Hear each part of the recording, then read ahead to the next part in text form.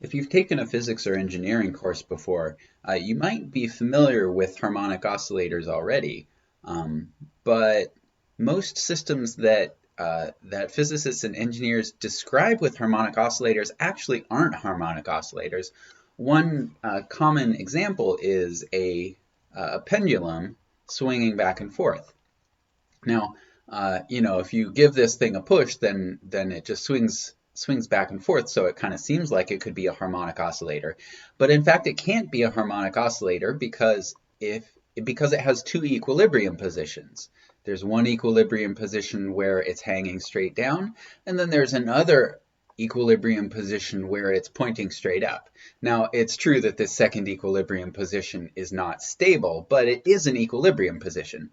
Another reason this can't be a harmonic oscillator is because if you give your pendulum a really big push, it won't swing back and forth. It'll actually just swing around and around and around. But underdamped harmonic oscillators never just swing around and around. They always oscillate back and forth.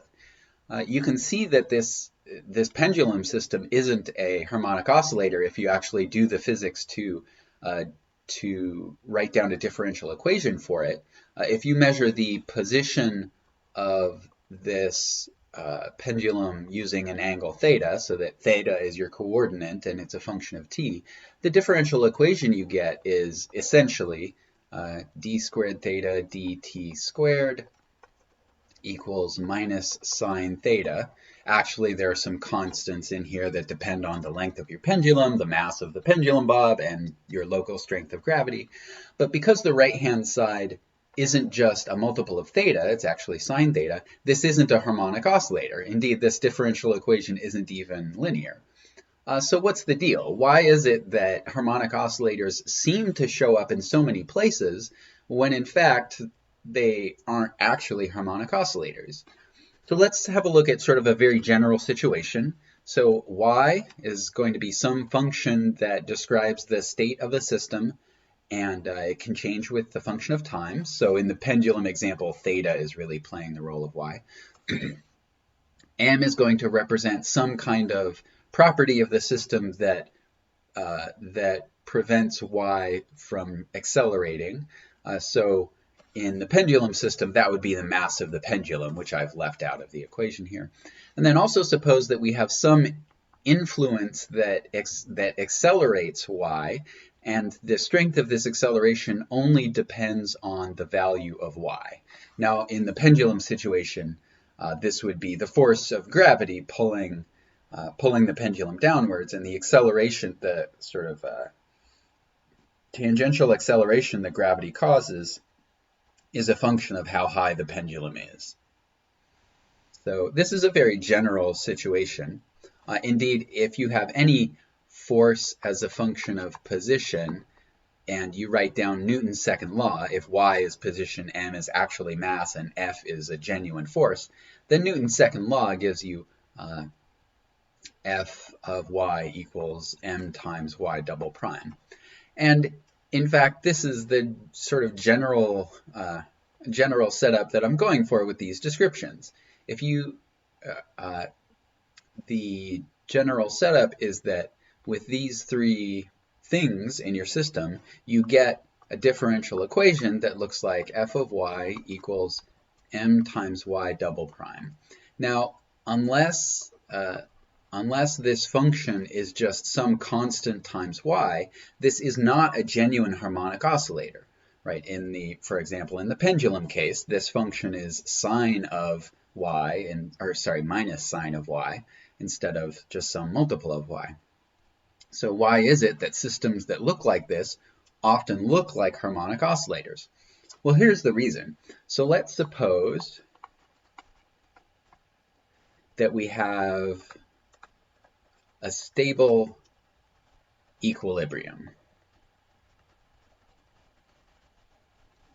This is a pretty mild assumption to make, because if you sort of set up a system and let it run for a while and then you look at it, it's probably going to be a stable equilibrium. It's probably going to be near a stable equilibrium, because no matter where it starts, if the state of the system wanders somewhere near a stable equilibrium, the stable equilibrium is going to pull the system further towards the stable equilibrium. So systems sort of have a tendency to gravitate towards their stable equilibria. So this is not a very strong assumption to make. So suppose we have a stable equilibrium. We can change our coordinates so that the stable equilibrium is at y equals 0, right? We can shift our coordinate system if we need to so that the stable equilibrium is actually at 0. Now, since this position y equals 0 is an equilibrium, that means that our force function at 0 has to be 0. Okay? Because otherwise it wouldn't be an equilibrium. If the force weren't 0 at the equilibrium, then you would get forced away from the equilibrium, so it wouldn't be an equilibrium. All right, now let's think about what the derivative of this force function should be at 0. Well, if we look at our force function as a function of y, right, we have this equilibrium. But remember, it's a stable equilibrium. So there are sort of two ways that this thing might go. Near y equals 0, our force function might go down or it might go up. It might also be level, but let's assume that it's one of these two. If your force function is going up, like this blue line, then when you're above the equilibrium, when y is positive, the force sort of makes you go more positive. And if y is below the equilibrium, your force is negative, and that makes you go more negative. But that means that y equals 0 isn't a stable equilibrium in this case. So let's look at how it would work if your force function goes down, or if the slope is negative. If y is above the equilibrium, then the force is going to be negative and pull it back towards the equilibrium. And similarly, if y is below the equilibrium, then the force is going to be positive and pull it back towards the equilibrium. And that would make y equals 0 a stable equilibrium. So the derivative at 0 has to be negative, and this is because it's a stable equilibrium.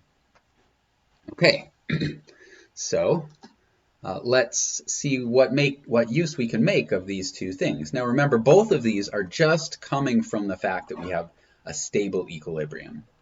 So our equation is m times y double prime equals f of y.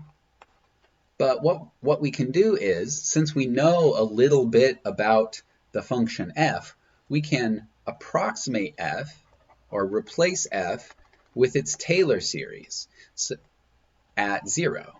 So the Taylor series at 0 is f of 0 plus f prime at 0 times y plus 1/2 f double prime at 0 times y squared, plus all the higher order terms that you get from the Taylor series.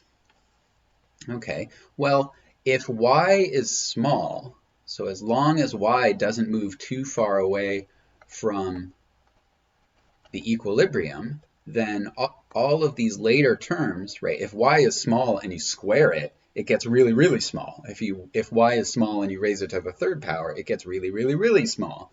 So if y is small, all of these terms are very close to 0. They're something we can neglect. And so if y is small, we're left with m times y double prime equals f of 0 plus f prime of 0 times y. But now we can use what we know about f. F of 0, that's 0. F prime of 0 is some negative constant. So now this differential equation looks like m times y double prime equals some negative constant. And if we, so here c is positive. So if we move this to the other side, we get m times y double prime plus c times y equals 0. And this is exactly the sort of differential equation that gives us solutions made up of sines and cosines, which is a harmonic oscillator. So c over m times t. So I haven't written a full general solution here, but so the only assumptions that we made to get a system that looks like a harmonic oscillator is that we have a stable equilibrium and we are close to the stable equilibrium. So the reason that it seems like there are so many harmonic oscillators out there in the world is because most systems spend most of their time near a stable equilibrium. Near a stable equilibrium, everything looks like a harmonic oscillator.